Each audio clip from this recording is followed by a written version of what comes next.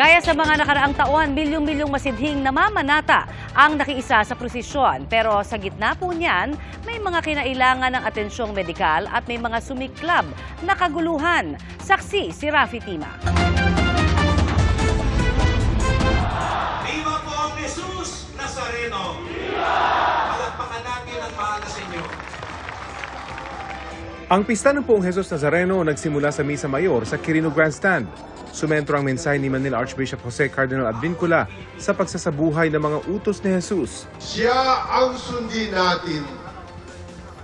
Ang mga utos niya ang isabuhay natin. Ang mga aral niya ang isapuso natin. Ang halimbawa niya ang tularan natin. Pasado alas 4 ng umaga, nagsimula na ang traslasyon.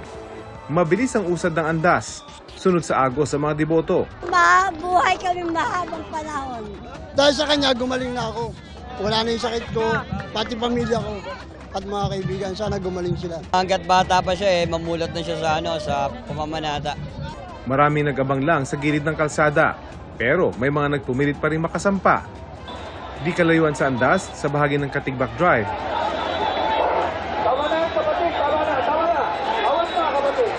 Nauwi sa Rambol ang pagtatagpo ng dalawang grupo ng deboto na gustong makahawak sa tali ng andas. Maya-maya, isang lalaki ang binitbit papasok sa NPD Station 5. May dugo sa ilong at kamay at sira ang sandong suot matapos makuyog.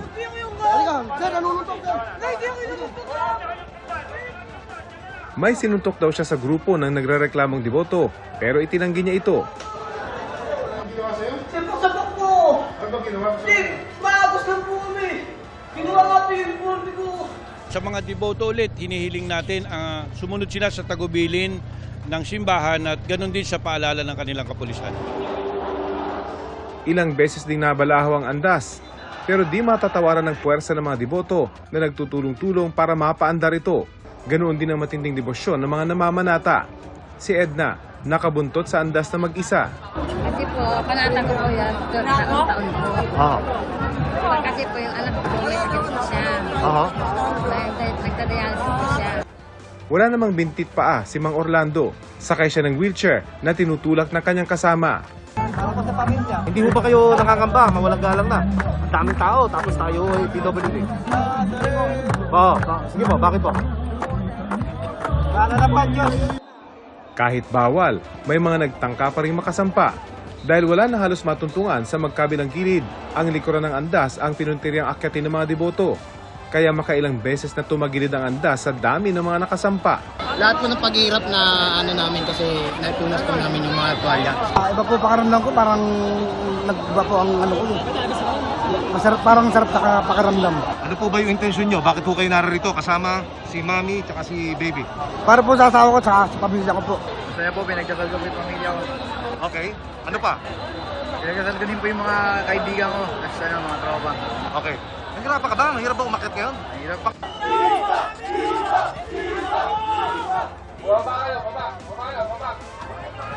Pagdating sa Ayala Bridge, nagkatensyon nang magpumilit tumawid ang mga deboto. Nabuwag nila ang barikada ng mga pulis. Respeto namin sila kaso panata talaga namin. Ang tulakan, nauwi sa sakitan.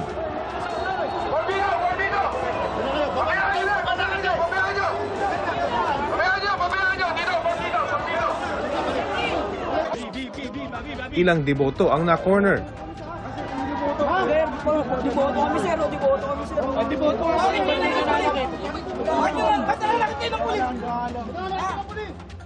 Isang pulis ang nasaktan sa gitna ng gitgitan.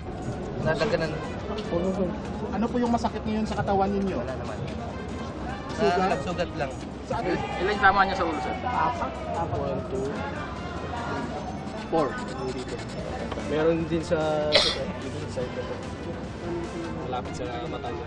Nang dumaan na sa Ayala Bridge ang traslasyon, lalong kumapal ang bilang ng mga deboto. Sa tindi ng tulakan at siksikan, nabunot ang poste ng street sign sa intersection ng Palangka Street at Ayala Bridge.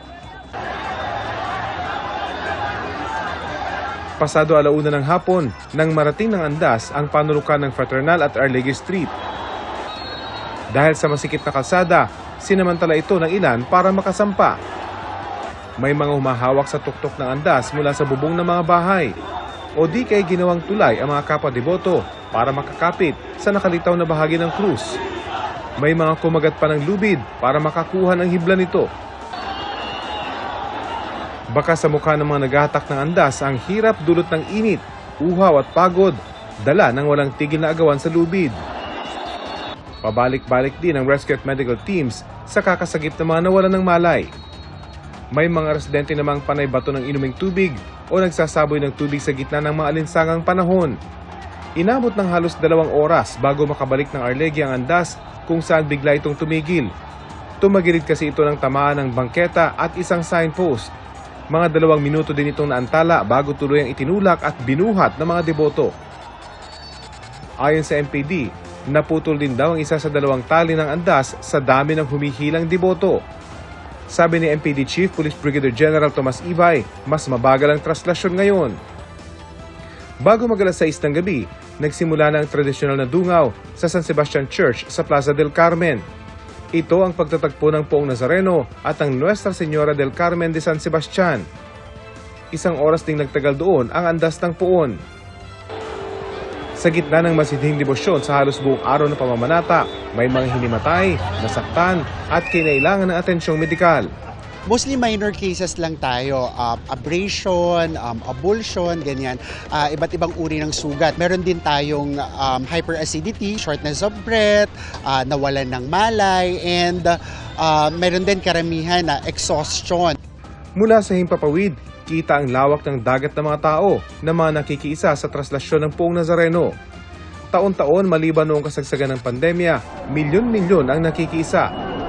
At sa paglipas ng panahon, tila di pa rin napapawi ang masiding debosyon ng mga deboto. Para sa GMA Integrated News, ako si Rafi Tima, ang inyong saksi. Mga kapuso, maging una sa saksi. Mag-subscribe sa GMA Integrated News sa YouTube para sa iba't ibang balita.